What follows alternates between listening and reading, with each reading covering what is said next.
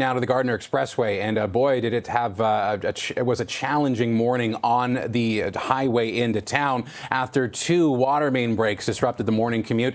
We have our own Steve Ryan joining us live from near Park Lawn and the Gardiner, where the major closure still is for at least the on-ramp, Steve, in westbound. So I just want to ask you, as our crime analyst and someone who worked in policing, when something like this happens and people are expecting, say, that on-ramp right behind you to be available, and for a time it wasn't, did you see any police activity directing people, or what normally happens in cases like this?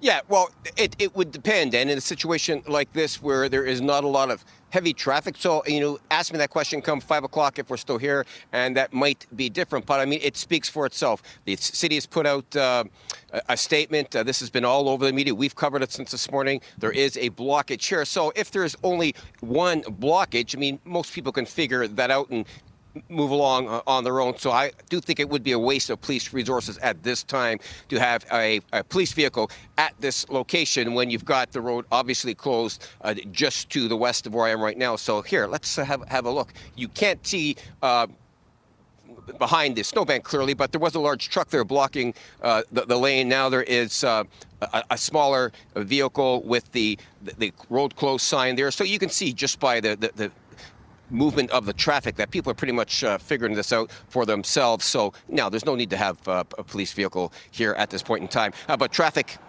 is moving somewhat slow, as you can see, going westbound along the Gardiner.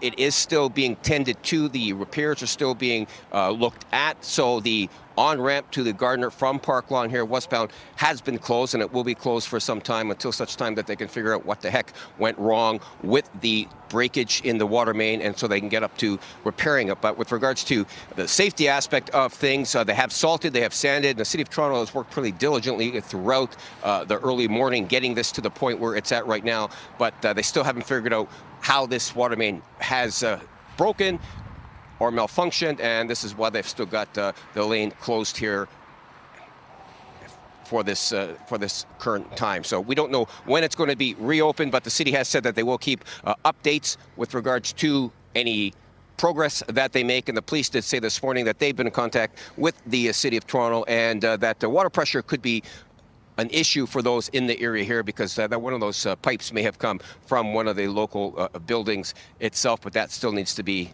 figured out. But until such time, if you are going westbound on the Gardiner, there are all kinds of on-ramps that you can take, but obviously not the one here at Park Lawn for the time being. Back to you. Thank you very much, Steve. I don't think that Wagoneer will be turning right now, but we'll be letting people know when that changes. And also, Steve mentioned a statement coming from the City of Toronto. Well, we have it right here.